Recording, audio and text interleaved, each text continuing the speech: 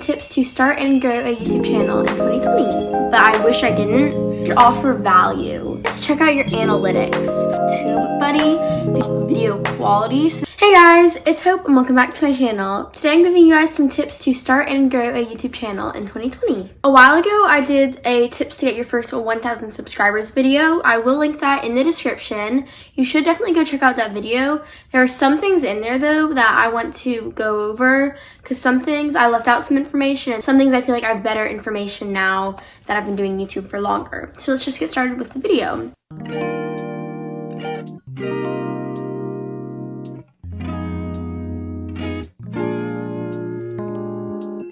So first I'm going to do a quick rapid fire of some tips I've gone over, and then I have two other tips that I said in the last one, but I want to go more in depth. First is be consistent. If you're going to start YouTube, obviously if it's not something you love, you don't have to keep posting videos, but try and keep a schedule. I completely understand that it is hard to post. I will not be able to post on Friday.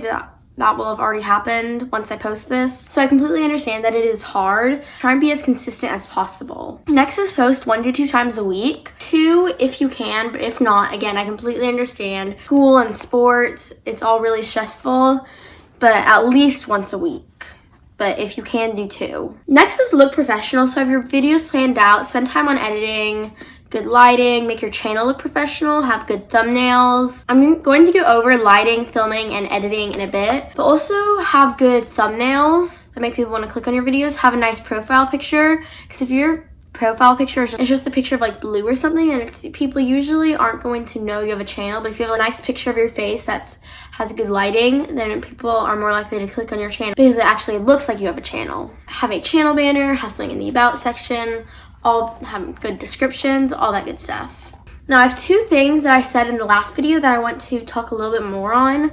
First is commenting on bigger YouTubers' videos. I still recommend doing this because it's really hard to find YouTubers that are smaller because they usually don't show up in people's recommended, and they don't usually show up on search pages. I've shown up on a few search things, but it's not very common. One thing that I said you should do in the last video that I completely disagree with now is don't say like, by the way, small YouTuber, or I make videos. I used to do that, and now I realize how annoying that is. And those people, I know some people who do that, who still do that, or have done that for a really long time and got pretty big on it. Their subscriber count does not match their views at all. They have way more subscribers than they should for the amount of views they get. Yes, I did used to do this and I grew from it, but I wish I didn't. Say something nice about the video or something about their channel, and then like I said, if you have a good profile picture, then people may think, oh, you have a channel. Or in the replies, sometimes people have said to me, oh, I love your channel, and then other people know that I have a channel and they'll go check out my channel. So I do recommend commenting on bigger YouTubers' videos, but things about the video, not about you. Next is collabs. So if you do a collab with someone, some of their viewers will check out your channel and vice versa. These can be harder to work out than you think, because then you're almost required to get a video up in a certain time, or you just have to cancel the collab because it's 2 people. I've had to do this before and I feel so bad when I do it, but if I'm just not able to get up a video in time or a good video up in time, then the collab is pointless. They are hard to organize, so I would try and set it in the far future. This is something I'm going to start doing, setting up collabs in the far future, so I have lots of time to work on this specific video. Always include your a business email in the description, your about section of your channel, so that way people who want to do a collab with you can contact you. Okay, so now we're getting on to the tips that I've not talked about before. Your videos should offer value. When people don't know you, they aren't watching for you. Now they're watching to learn something or be entertained. Now if someone has been subscribed to you for a long time, yeah, they're more likely to watch your videos just because they like you. But if you're trying to grow your channel, you need videos that offer value, so new people will watch your videos and subscribe. So your videos should be like informational, inspiring, entertaining, something like that. Next is check out your analytics. So I have the YouTube Studio app. There's also a website. They are both great. I love them. And it has helped me so much to figure out what videos work best. Like, for example, if I post a morning routine, that is going to do a lot better than a video like this where I'm talking about YouTube. Mainly only people that have a YouTube channel are going to watch this video. So I know this video isn't going to do as well. I'm making it because I like talking about this. I know some of you guys are small YouTubers, so I want to give you some tips that I know a morning routine would do well because people really like routine videos. You can also learn more about your audience audience, like you can find out, okay, my audience is mainly female, mainly from the US and the UK and Australia.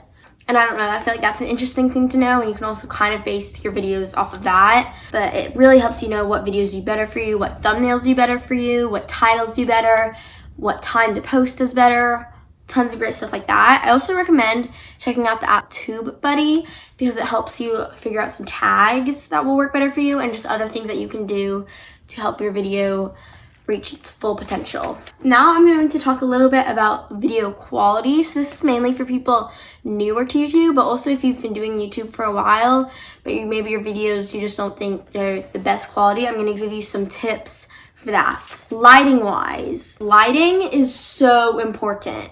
In my opinion, it's more important than the camera you use. For example, I'm filming this on a phone. The quality is good because I have good lighting. If I were to film on a camera, but I were filming when it's dark inside, and I just have like one light, but the light's behind me, then the lighting would be bad, even though I'm using a camera. So lighting is so important.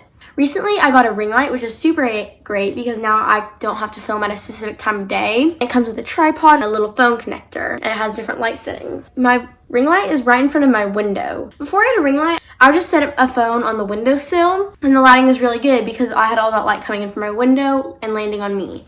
So windows are really great as well. Filming, like I said, a phone works just fine. This is filmed on a phone. I filmed a lot of my videos on an old iPod that I got for Christmas when I was in like first grade, and the video quality was pretty good because I had good lighting. So what you film on is not as important as lighting. I recently got a tripod, which is so great when I'm doing vlogs because then I can set it up and I can carry it around more easily. I really want to sometime get the Canon G7X because I've heard a lot of great things about that. I've heard it's a really great starting camera, so that's a camera that I would recommend. Editing is so important. I would check out my how I edit my videos.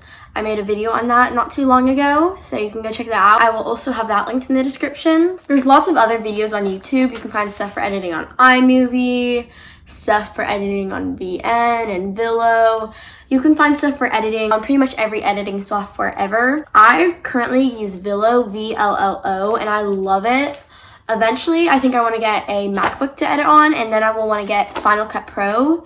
But that does cost a lot of money, so I would obviously want to wait until my YouTube channel is actually bringing in money. But I think I would eventually want to get that. So those are just a few things to make the quality of your videos better. Anyways, that was all of my tips to start and grow a YouTube channel. If you liked the video, make sure to give it a big thumbs up. And if you want to see more videos like it, then subscribe to my channel and turn on notifications so you don't miss an upload. Thank you guys so much for watching, and I will see you in my next video. Bye!